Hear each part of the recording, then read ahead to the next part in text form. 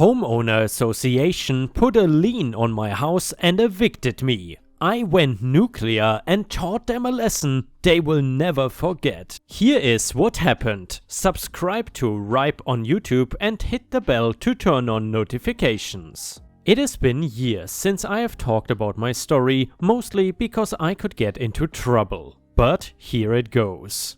Quite some time ago, I was living in a neighborhood that we will call Autumn Estates. It was one of those places that was governed by a stupid homeowner association, only I lived there before they even existed. I resisted the HOA for years until I was more or less forced to join them. My wife Annie, bless her heart, was tired of the harassing letters and drive-by glares from the golf carts of the entitled board members. So finally, we joined their silly HOA, time passed and it was not a big deal. That is, until my life changed forever. My wife passed away. She had breast cancer that they found out too late and she was gone within 3 months of her diagnosis. We had a daughter who had been killed by a drunk driver 10 years before, so now I had no one. I became lost and depressed and I couldn't work and I was not sure what I was doing with my life anymore. When I lost my job, everything was already in the gutter, but then I could not pay bills or even make house payments. The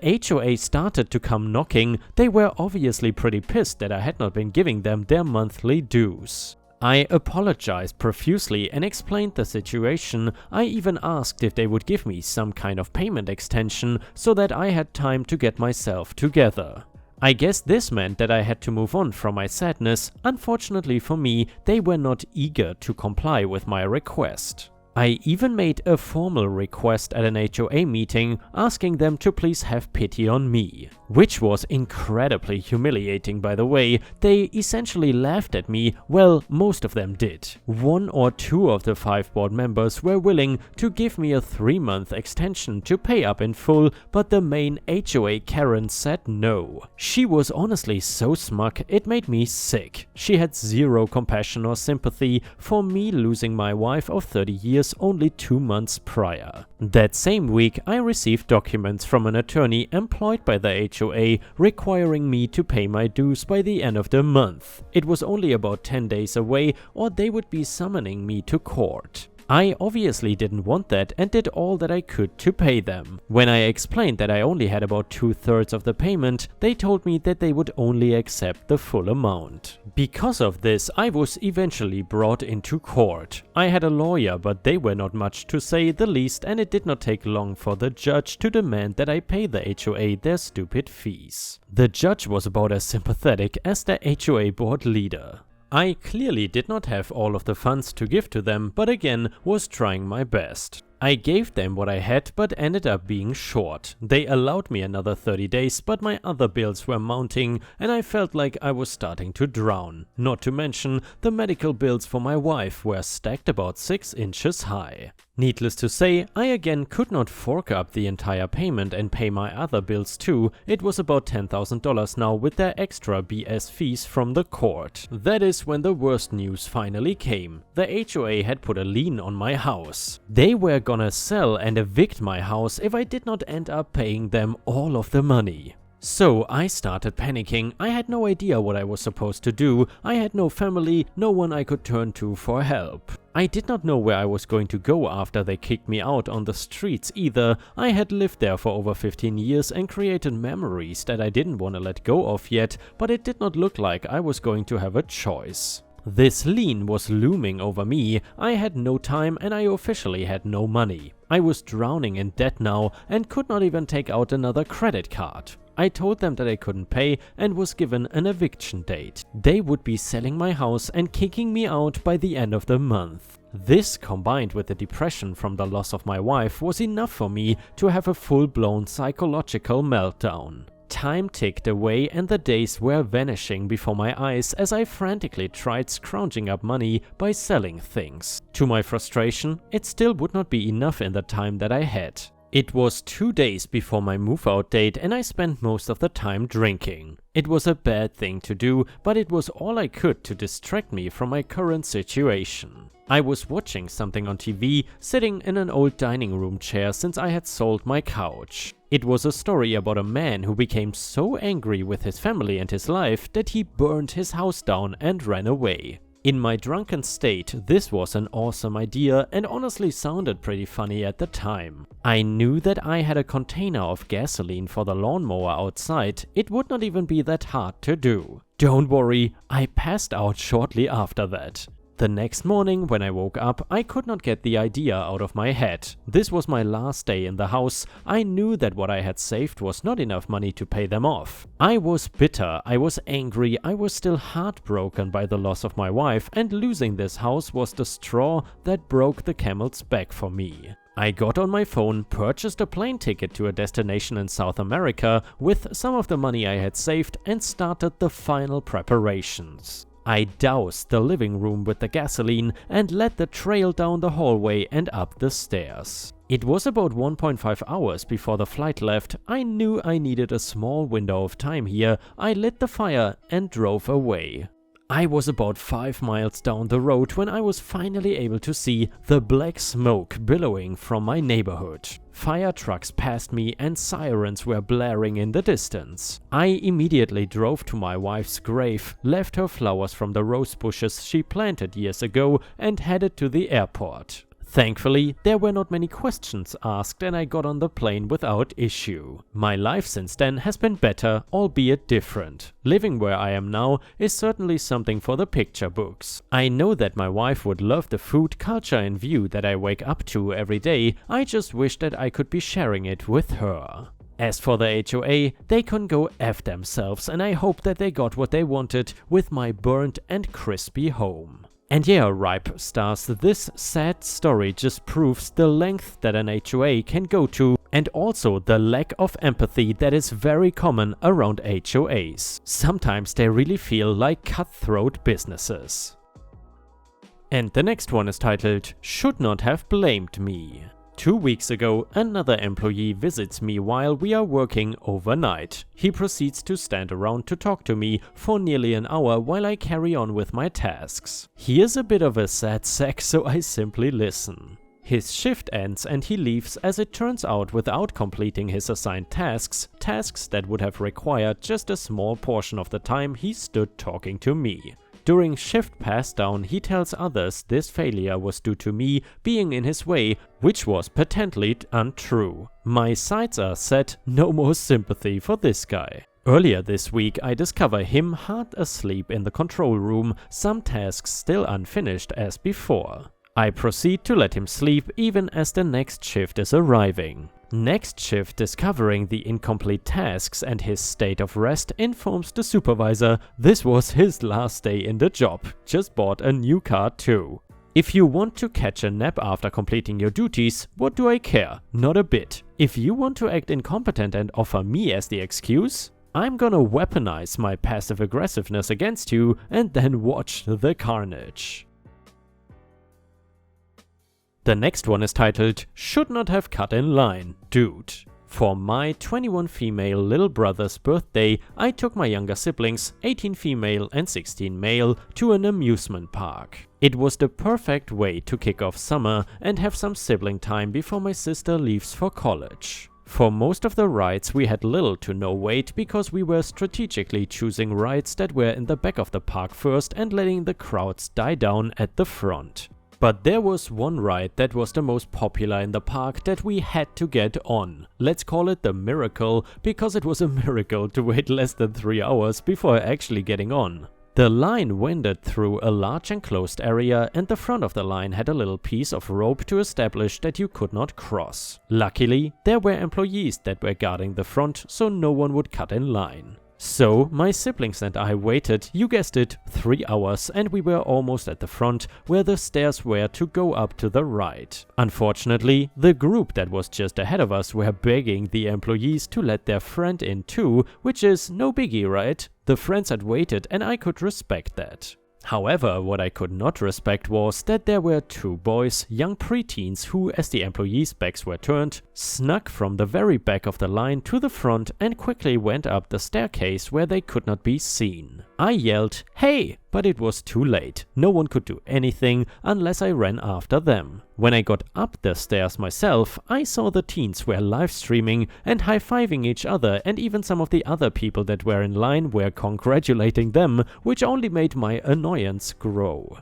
I was pissed for a while because I had waited 3 hours for the miracle and they waited less than a few minutes. I tried to let it go, but my displeasure was reignited when I saw them in front of me in line for the bumper cars. I had initially not wanted to go on. I was never one for bumper cars and had initially planned to just share a car with one of my younger siblings. But then I see the line cutters choose a car that was blocked by another, and I knew what to do. I got in the driver's seat of the car that blocked them, the ride starts and I refused to move, pretending like I was trying to, but did not understand the controls. For half the time there, these kids are stuck before I decide I've gotten the anger out of my system and let them go. It may have been silly and slightly stupid, but man, did that feel good.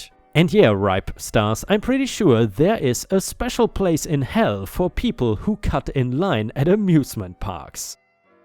The next one is titled Grandmother Revenge. This is a story passed down in my family for more than 80 years. My grandmother and grandpa came to the United States in 1910. My grandfather was a peasant from Vilnius, aka Lithuania, and my grandma was from an upper-class family. I never understood their marriage. I believe that it was a cultural imperative for women to get married, and I guess my grandpa was in the right place at the right time. In the late 1920s, my grandparents got into a terrible argument. My grandpa hit under the belt by saying, "I support you." Let's just say that did not go well for him. The next day, my grandma got a job in the textile factory in the garment district of New York City. For 2 years, he came home to a cold dinner and 2 annoying teenage children. When it came to domestic chores, a man of his culture and the age he lived, he was helpless. My grandpa was famous for enjoying his dinner after a hard day's work. In addition, my grandmother cut off her braid in her hair, which my grandpa loved so much. It was done for safety reasons, but I could picture the subtle grin on my grandma's face when he first saw her return home on the first day of work. When my grandmother quit her job and returned to being a housewife, my grandpa never again showed any sign of disrespect towards her. I won't say he was an old-world gentleman, but he bent over backwards to please her. My dad says that he discovered certain vocabulary words such as thank you and please. And the next one is titled, A Front Desk Girl Saved Me. This happened in August 1997 at a 5-star hotel in NJ, right across the Hudson River from New York City. At this hotel, my band had a sweet gig for a very big, very lavish wedding reception, and everything went great. We did a lot of shows, but this night was one of the best shows we ever did when everything went better than perfect. There was magic in the air that night. When it was all over, later that night, we broke down our gear and loaded everything in my old van, congratulated each other on the great show we did, and the band got in their cars and left. All of us lived over 100+ miles away. But when I tried to start my van, it was just dead. Would not start, and I knew it had problems recently, but I thought it would last a little longer. This sucked so bad, but not as bad as it would have sucked if I didn't make it to this wedding gig. I was over 100 miles away from home. I could not call anyone in the band because my van was the only vehicle that could fit all the gear, and my brand new 1997 cell phone had not many phone numbers in it yet. So there was nothing left to do but check in that night and deal with it in the morning. Someone from the wedding saw my situation, felt my pain, and got me a free room. One of the many they had booked for the wedding and was vacant, so that was very cool. The night front desk guy recommended a great mechanic for me, and I did not know anyone in this town, so I was grateful for that. My plan now was to get it towed in the morning. I had to unload all my speakers, lights, amps, guitars, everything into my room, since it is getting towed to who knows where in the morning. All I have to wear is my tuxedo, no other clothes. I could not stay another day at this hotel because the next day they were 100% booked, so I called and booked a small U-Haul truck to come back and collect my gear. The next morning, hot as hell summer day, my van gets towed to the mechanic and I take a cab to the U-Haul place wearing my tuxedo shirt and pants. It took me a couple of hours to do all that and get the U-Haul. This old truck they gave me looked like the most beat up, dirty dented U-Haul in their whole national fleet. But it did the job and I was not complaining. I drove back to the hotel to pick up my gear with this decrepit U-Haul wearing a tuxedo, and in the parking lot I see there is a lot of action going on at this place now. Parking lot is packed, a TV news crew is out front, lots of cop cars, and the place is very crowded. So I am curious for sure. I pull up to the front entrance and someone yells, "That is him! That is him!" And I'm looking around wondering who is him. Suddenly, out of nowhere, a SWAT team pulls me out of the truck, slams me down on the ground. They are screaming and cursing, 5 knees on my back and a police K9 dog barking in my face. I try to talk and I am commanded to, "Shut the hell up, we got you." That is when the front desk girl came running out screaming, "That is not him, that's the wedding singer, let him go, I know him." That is how the front desk girl saved my ass. I still have no idea what the hell is going on at this point, and they didn't get off me that fast. I am still pinned. She explains my whole story with the wedding band, my gear in the room, my broken down van and the rented U-Haul, and eventually they let me up and give me a 2-second apology and angry orders to load up and get this damn truck out of here fast. Now my tux shirt and pants are all torn up and filthy and stinky after sweating last night during the show and more sweating on this hot August day. I'm a wreck. How this happened? What happened was the UPS company was dealing with the largest strike in terms of striking workers that the country had seen thus far. Almost 100% of UPS workers who were members of the Teamster Union were involved in the strike. During the strike, UPS losses were over $600 million. They were having fierce negotiations with the Teamsters to settle the strike at this hotel that day, and it was a very contentious event. The police had a believable bomb threat tip that they took very seriously, and when I drove up looking like a dirty slob wearing a tux shirt driving this old beat-up U-Haul to this 5-star hotel, they thought that I was the bomber.